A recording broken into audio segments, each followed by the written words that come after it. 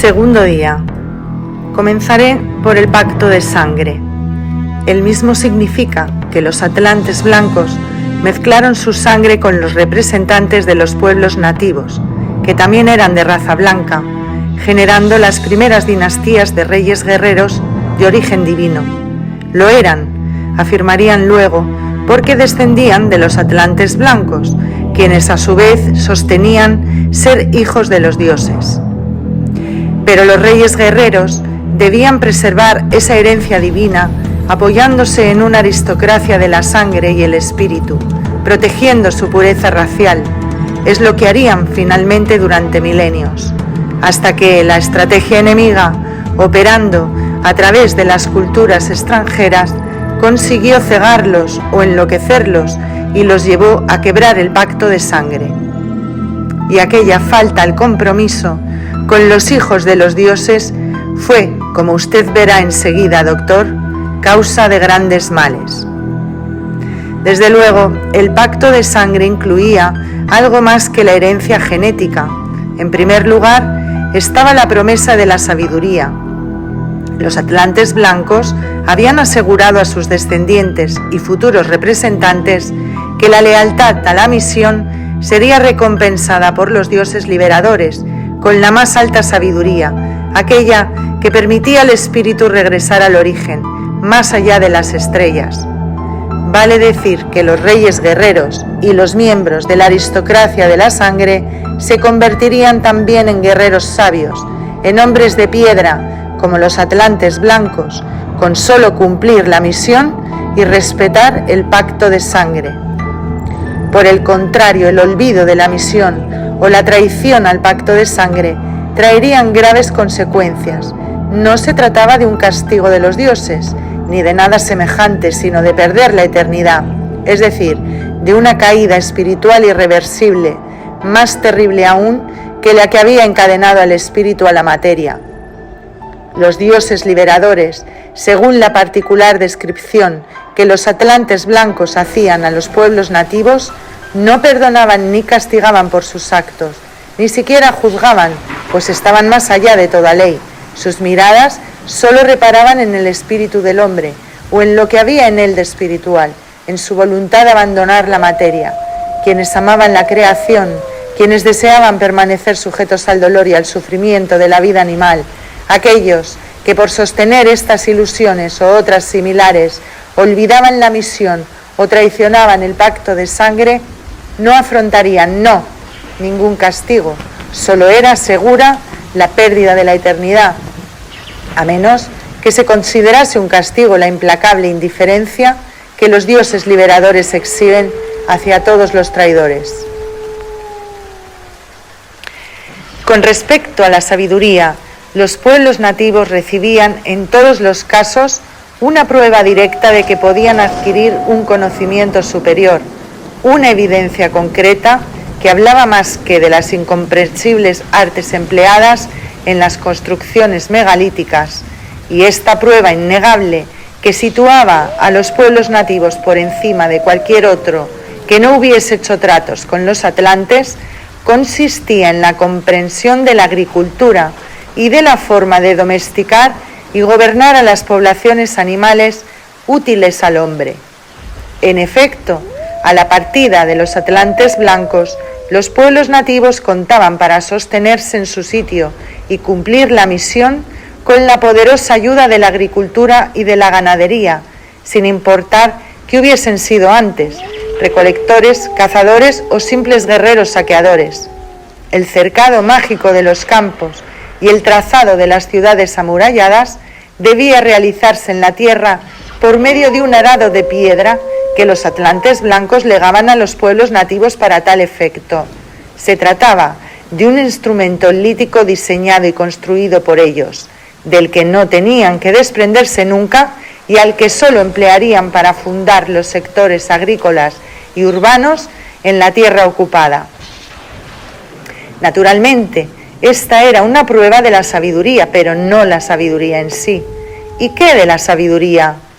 ¿Cuándo se obtendría el conocimiento que permitía al espíritu viajar más allá de las estrellas?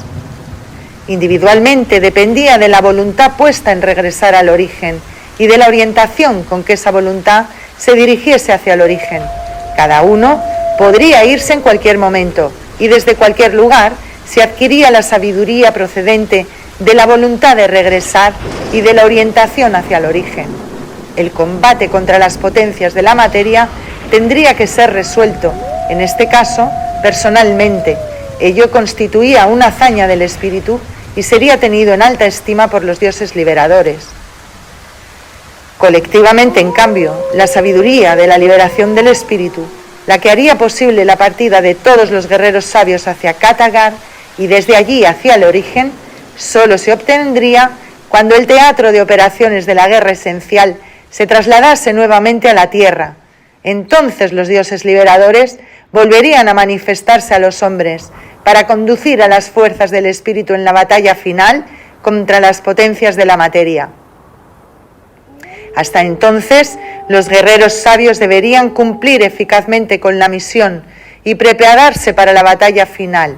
Y en ese entonces, cuando fuesen convocados por los dioses para ocupar su puesto en la batalla, les tocaría a los guerreros sabios en conjunto demostrar la sabiduría del espíritu.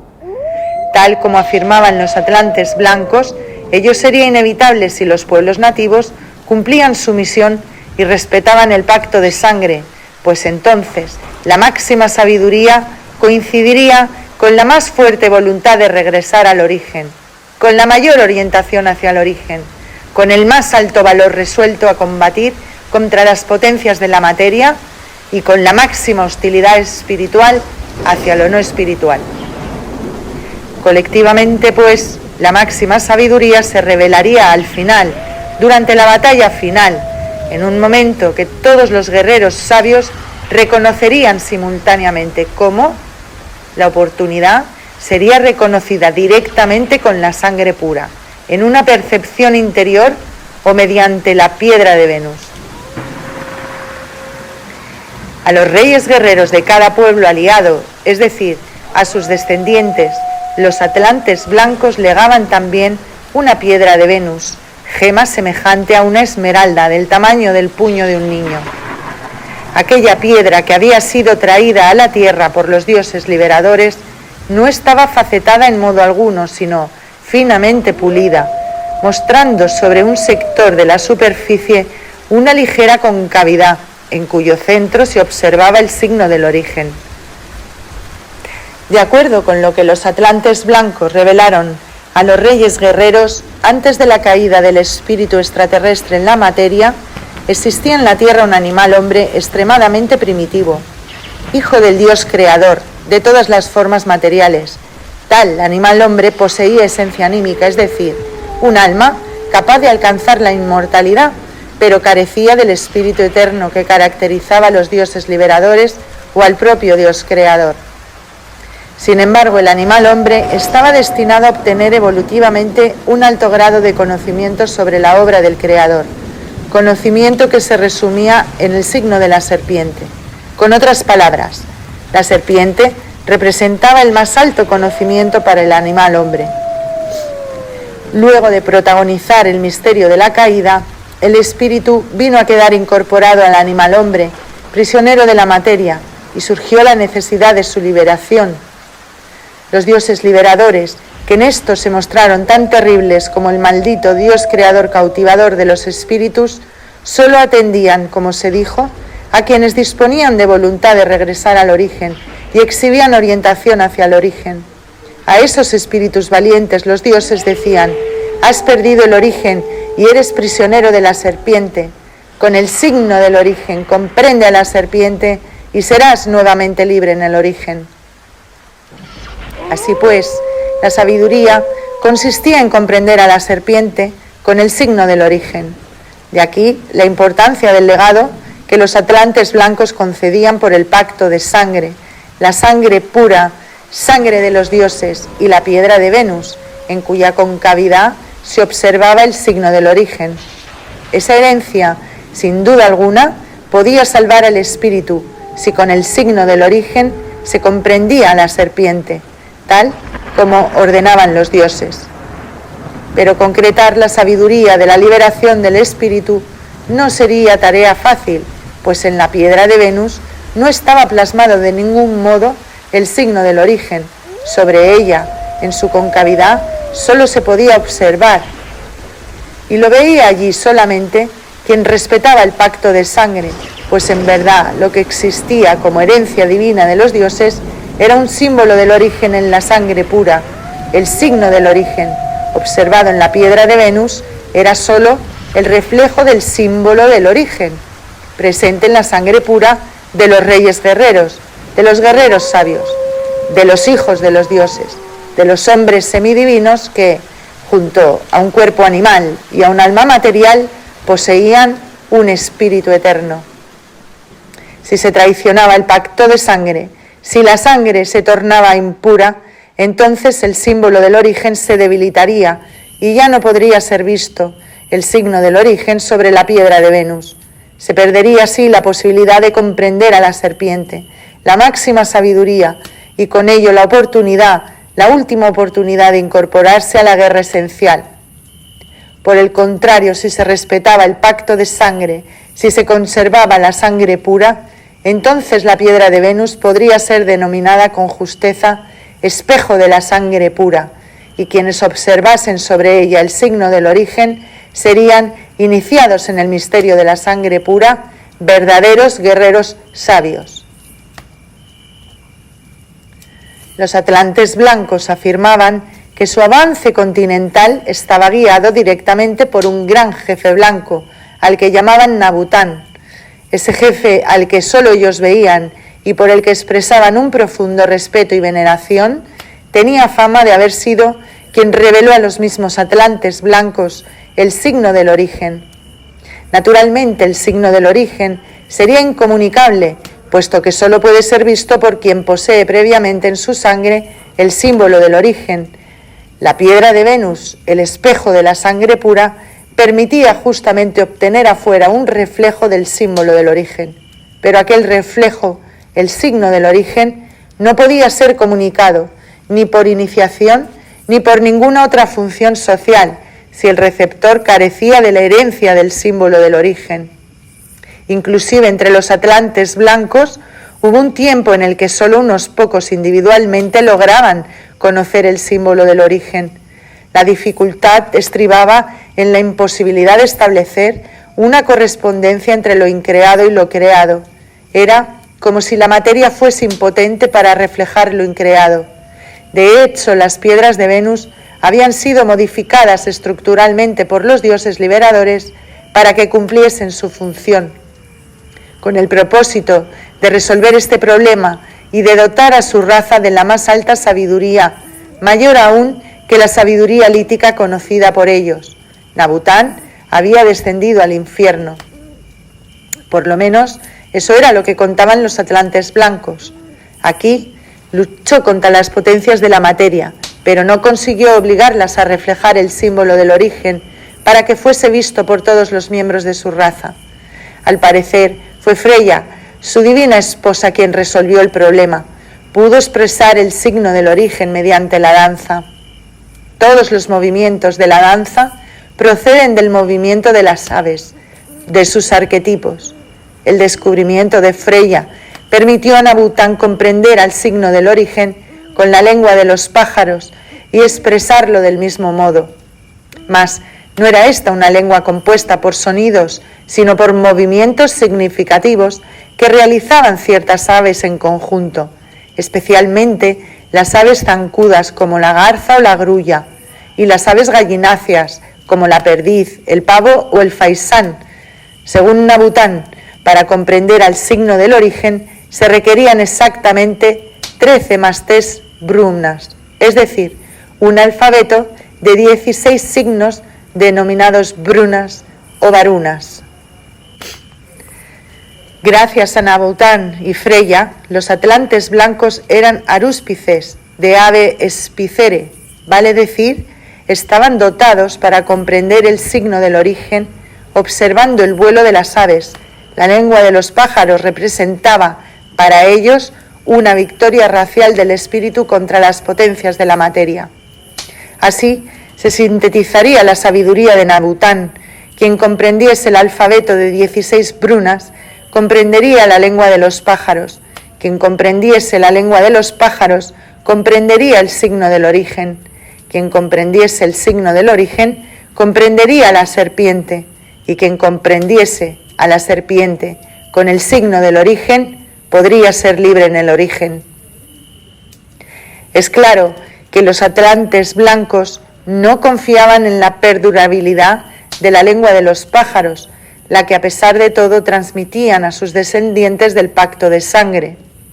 Preveían que de triunfar el pacto cultural de los atlantes morenos, la lengua sagrada pronto sería olvidada por los hombres.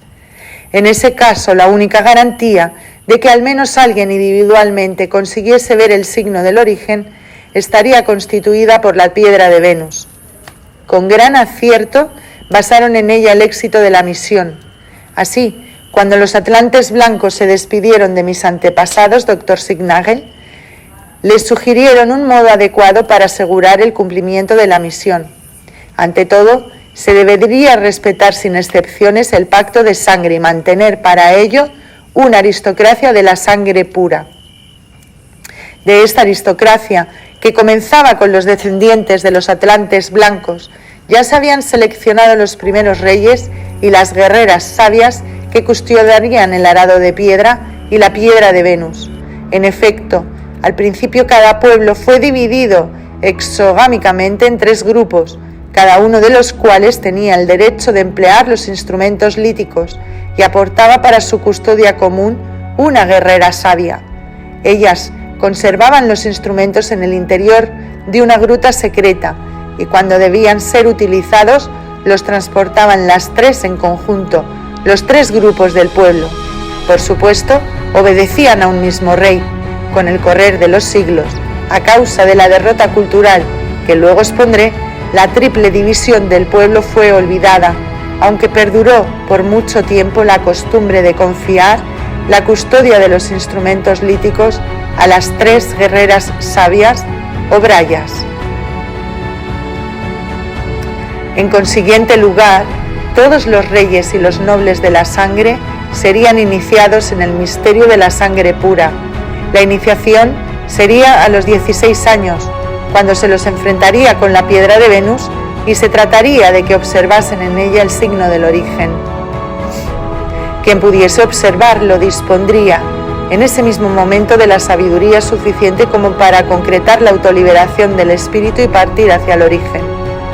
Mas si el guerrero sabio era un rey o un héroe que deseaba posponer su propia libertad espiritual en procura de la liberación de la raza, 2 serían los pasos a seguir. El primero consistía en cumplir la orden de los dioses liberadores y comprender a la serpiente con el signo del origen, comunicando luego la sabiduría lograda a los restantes iniciados.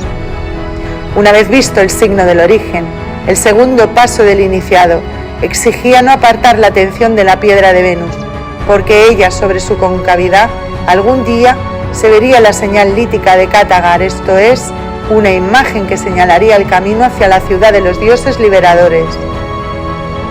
Este principio daría lugar a una secreta institución entre los íberos, de la cual hablaré mucho posteriormente, la de los noyos y las brayas, cuerpo de iniciados consagrados a custodiar en todo tiempo y lugar a la piedra de Venus y a guardar la manifestación del símbolo del origen. Así fue como a los descendientes o aliados de los atlantes blancos que ejecutaban el primer paso en la comprensión de la serpiente y la representaban ora con la forma del real del reptil, ora abstractamente con la forma de la espiral, se los tomó universalmente por adoradores de los ofidios. Tal confusión fue empleada malignamente para adjudicar a los guerreros sabios toda suerte de actos e intenciones tenebrosas. Con este propósito el enemigo asoció la serpiente a las ideas que más temor o repugnancia causaban en los pueblos ignorantes de la tierra: la noche, la luna, las fuerzas demoníacas, todo lo que es reptante o subterráneo, lo oculto, etc. De este modo, mediante una vulgarización calumniosa y malintencionada de sus actos, ya que nadie salvo los iniciados, conocían la existencia de la piedra de Venus y del signo del origen, se consiguió culpar a los guerreros sabios de magia negra, es decir, de las artes mágicas más groseras, aquellas que se practican con el concurso de las pasiones del cuerpo y del alma.